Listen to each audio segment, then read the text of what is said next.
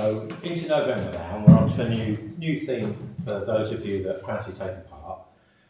This month's theme is looking at sort of vegetables and fruit, but looking at kind of sections through fruit and vegetables, which some people look a bit worried about.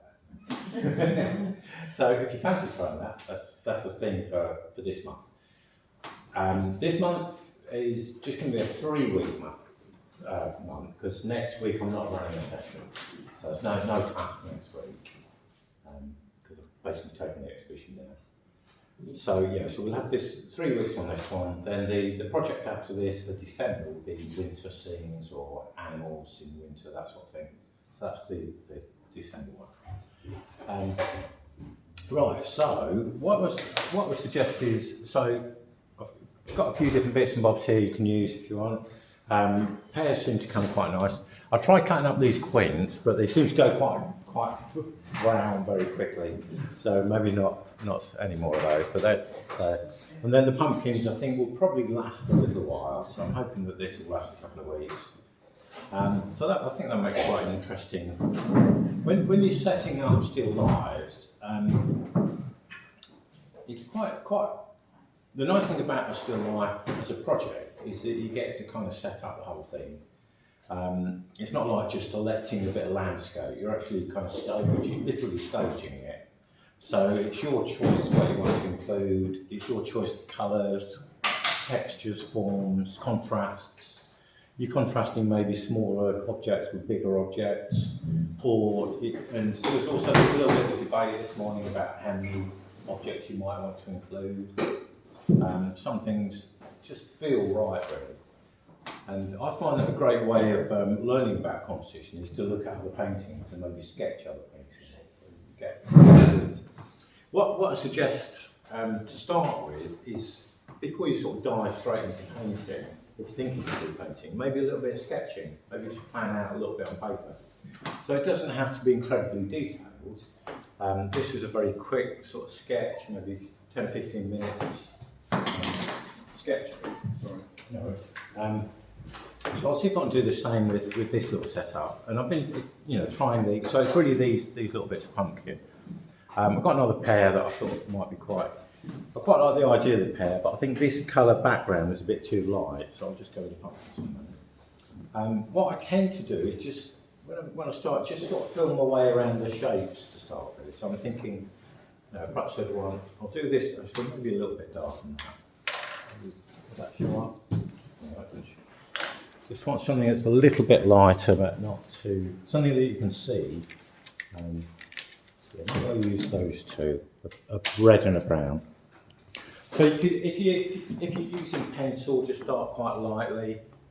I'm thinking there'd be maybe one pumpkin there, then we've got the other pumpkin here, and we've got these little segments. So I don't want it to be too crowded, so I'm going to leave a little bit of space at the edges. There's a little bit here. So in fact, maybe it'd be better to bring it all over this way a little bit. So this is where it really pays not to be too definitive to start with. And if you start that quite lightly, quite tentatively, just feeling your way around the shapes. And then once you feel like you've got things roughly where you want them, you could then go into a little bit more detail. So I'm thinking this little bit of squash, the middle of that is going to be there. So that's probably a good place to start drawing. Perhaps I'll draw a little bit more structure into that first. So we've got that. I'm looking into where the seeds are there. And then this side is going to be that sort of shape. That's going to come out to there. This side a little bit wider to there. And then it'll be wider there. So it's getting a sense of where those shapes would be. And then we've got more of the squash coming around there. Yeah, I think that would work. So once I've got things roughly where I want them, I could then go in a little bit more, be a bit more definite. So here, there's some dark bits there. There's individual seeds I can see.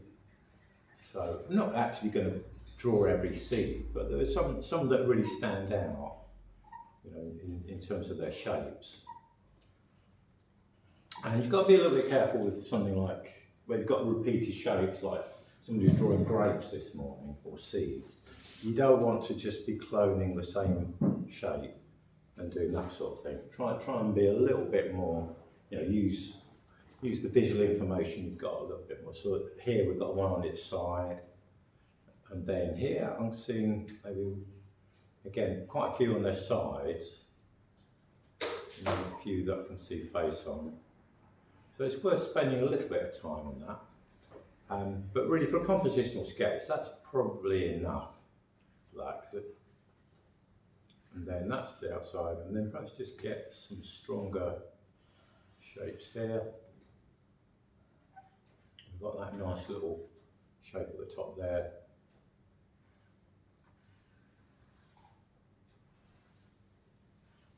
And that actually comes up to about there. And then the other squash that it's sitting on, that comes down to there.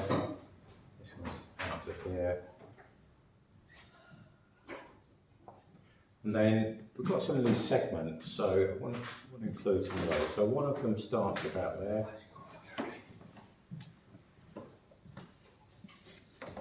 To there. And again, we've got quite a few seeds in there.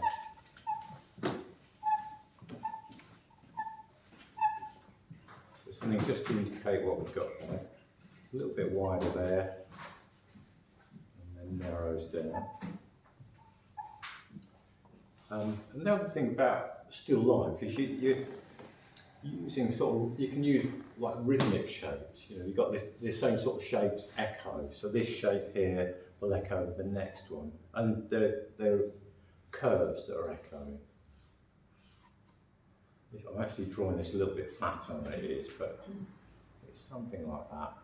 And then the other segment is tucked behind here somewhere. We've got the top of it there. So coming out here.